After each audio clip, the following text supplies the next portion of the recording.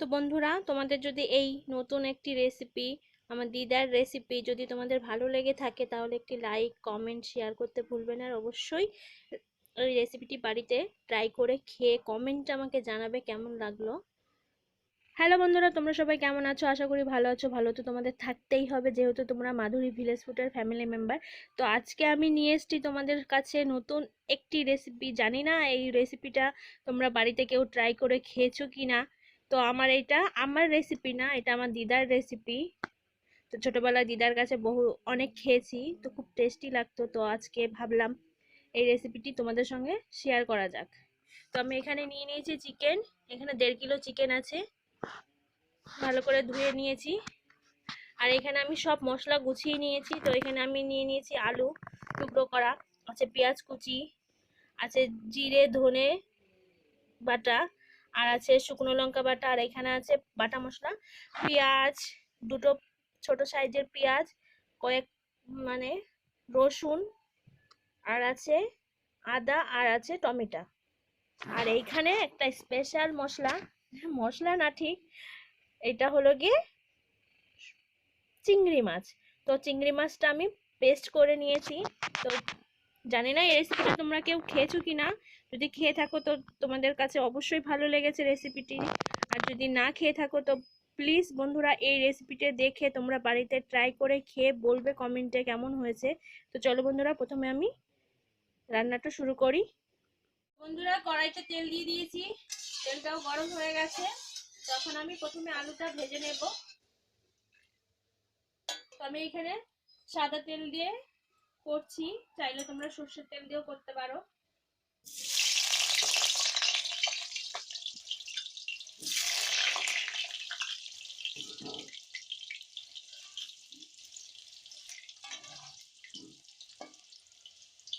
তো বন্ধুরা, আমার আলুগুলো ভাজা হয়ে গেছে, তখন আমি আলুগুলো তুলে নেব।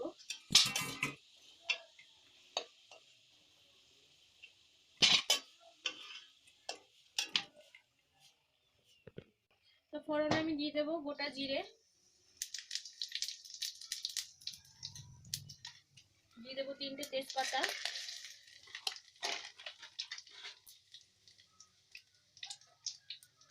দিয়ে দেবো পেঁয়াজ কুচি,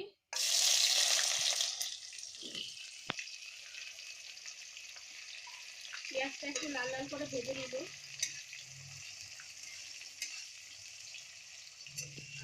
তো বন্ধুরা, প্রথমে দিয়ে দেবো জিরে বাটা, ধনে বাটা,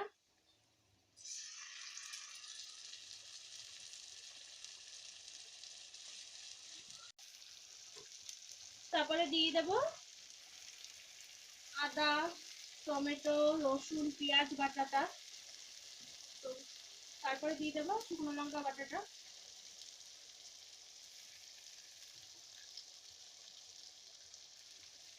দিয়ে আমি ভালো করে মিক্স করে নেব।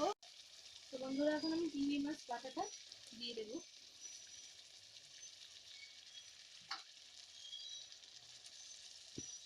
তো বন্ধুরা, আমি 2 মিনিটের জন্য মশলাটা ঢাকা দিয়ে দেব।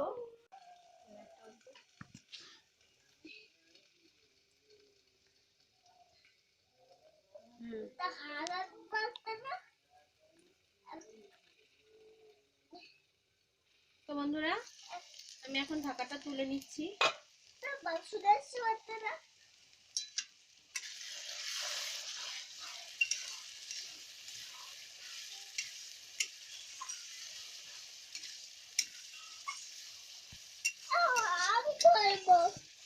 তো এখন দিয়ে দেবো লবণ আর হলুদ।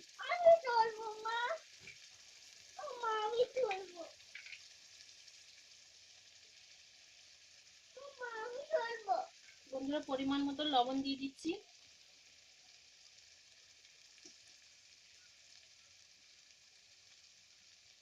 এক চামচ হলুদ গুঁড়ো দিয়ে দিলাম।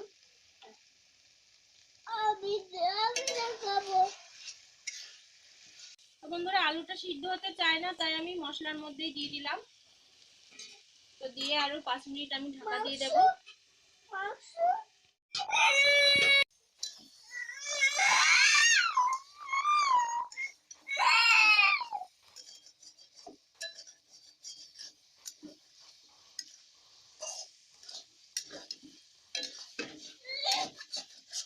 বন্ধুরা এখন আমি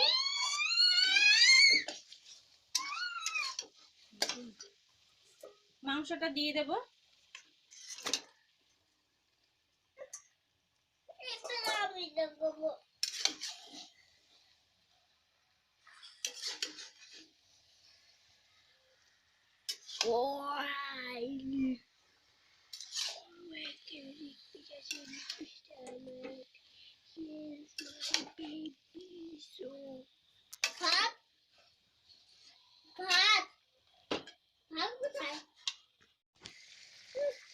বন্ধুরা আমার প্রায় কষানো হয়ে গেছে।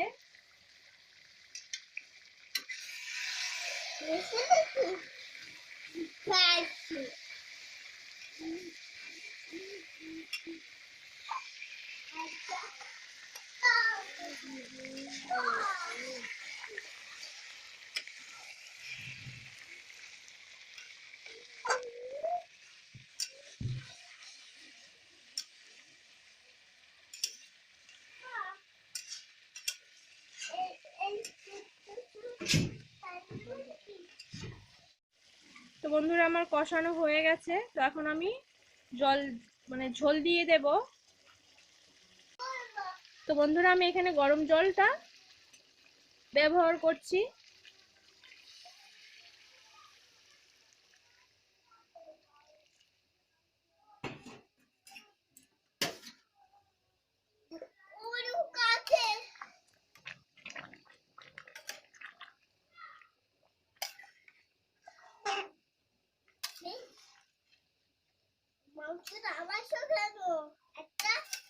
তো আর জল দেব না বন্ধুরা,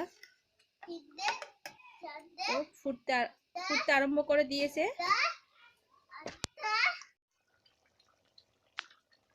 বন্ধুরা এখন আমি দিয়ে দেব গরম মশলাটি।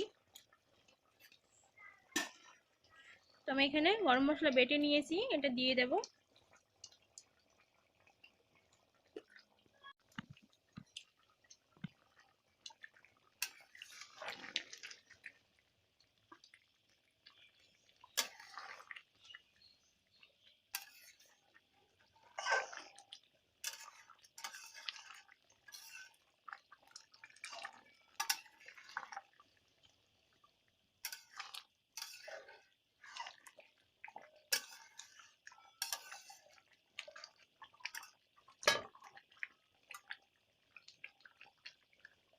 তো বন্ধুরা আমার রান্নাটা কমপ্লিট হয়ে গেছে, তখন আমি নামিয়ে নেব।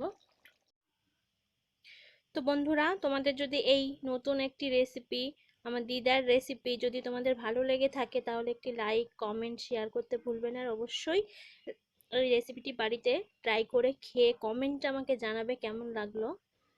আর প্লিজ বন্ধুরা তোমরা সবাই আমার চ্যানেলটি সাবস্ক্রাইব করো।